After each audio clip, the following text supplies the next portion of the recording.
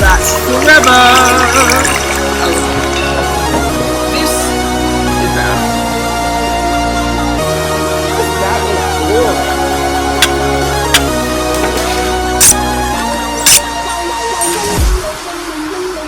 Alright guys, so today we are going to be building the Mandroid Build-A-Figure. So yeah, let's just build it. So this piece goes here, I know that much, I think it does anyway. Alright, there you go. This is really cool. This is my second Build-A-Figure. Oh, that's definitely not in. Come on, go out like that, and stick in. You're right there, leg. Oh. Oh. Alright, I think it's okay. Hope it is anyway. That's just my sister if you guys wanted to know. Alright.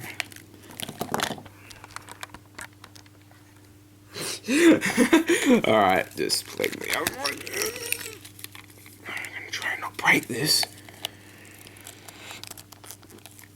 Pull it out like that.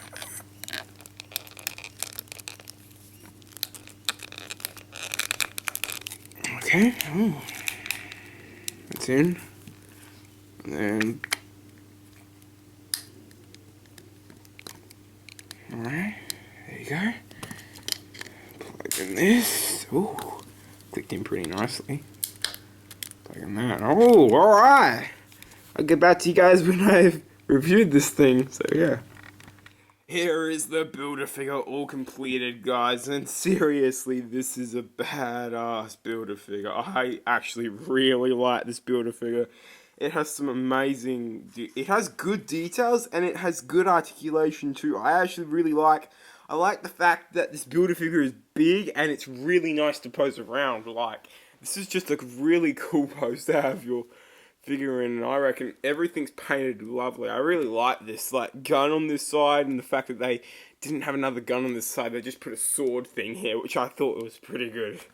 But anyway, let's just get into the details of this action figure. This action figure, we'll get into the details of it, and, you know, some of my complaints about it, and hold up a minute. The head.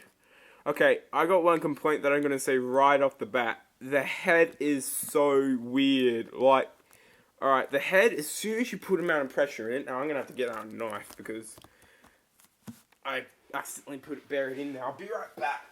Alright, if you apply too much pressure to it, it does sometimes get buried in there. So I'll show you. I'll show you it all pushed in there. So, this is the head all pushed in, and it doesn't really look that good. It doesn't have any really articulation at all, just stays there, so I advise using something small like a knife or a screwdriver or just something, just don't damage your figure. But to take it out, if you guys did do that, it's a little bit annoying. So yeah, you have to like fiddle it out, and there you go. Didn't damage the head, but I just like rest it on top of there. Like, apply a little bit of force to put it on there, but put, like, a little bit of force so that way you can at least, like, have a little bit of articulation in there, you know? So, yeah, the articulation is a bit of a bummer on the head sculpt, but, hey, it's not that bad. Anyway, paint apps-wise, I do like the paint apps they did on here. The head, it's a little bit sloppy on the head. Like, as you guys can see, it's not painted in some corners. As you can see on the bottom, it's like bleeding through on the silver, which I don't really like that much, but anyway, going on to this gun thing, they kind of did miss a bit of a yellow paint on the, you know, on the middle trigger, you know, the middle gun spout thing. I don't know what it's called. I'm not an expert in guns, but anyway, that shield logo is painted pretty nicely. I do like that shield logo. It looks nice. So, no real complaints there.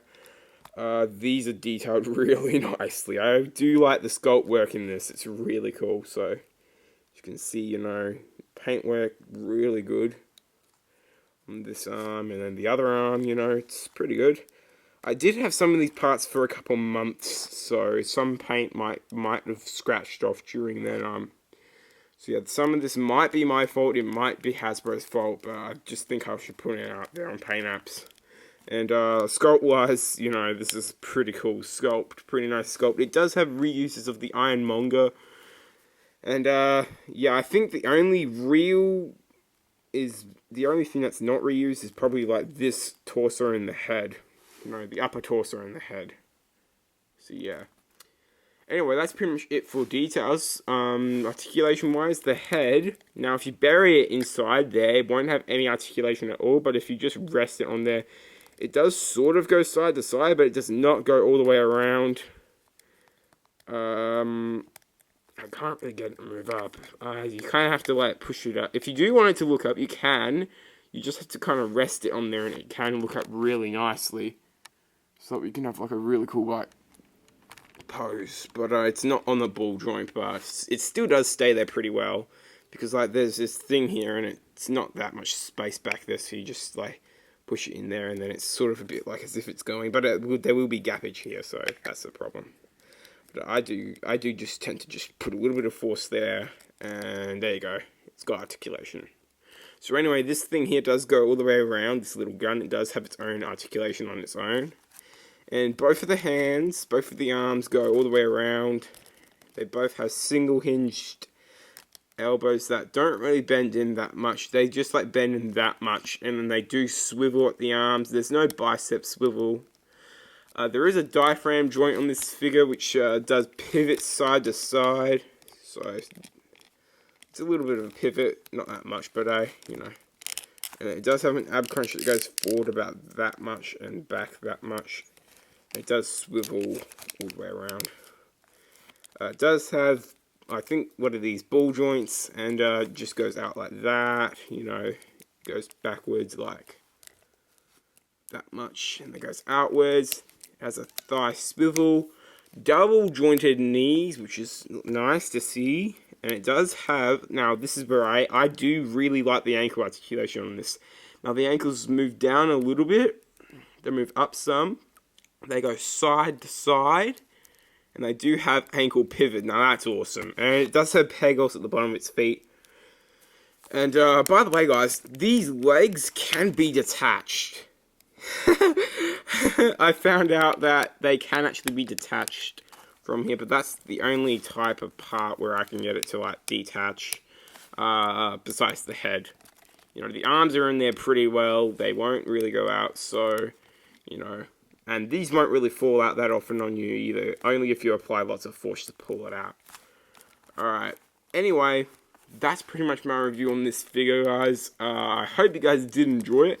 If you guys have, please make sure to hit like, and please make sure to subscribe.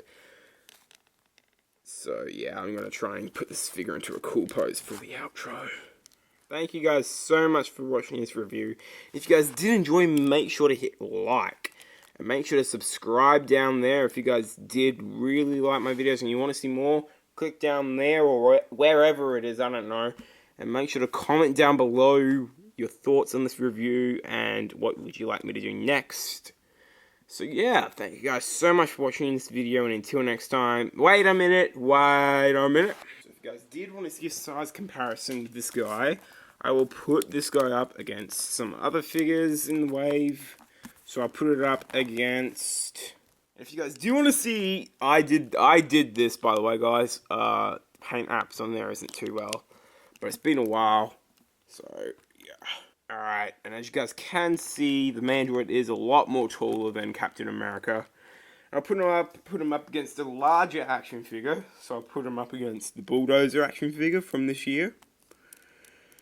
And the Bulldozer action figure is actually a little bit taller than him, which is a surprise. He's taller than the gun on him actually, which is pretty cool. And then if we can put him up against the Hulk. So this is the Marvel Now Hulk I got here. The Marvel Now Hulk seems to be taller than the Mandroid. But I still, you know, this Mandroid builder figure is pretty nice. So yeah, thanks for watching guys, and I hope you guys did enjoy. Until next time, it's Joe Pineapple signing out. Yeah, see you guys next time.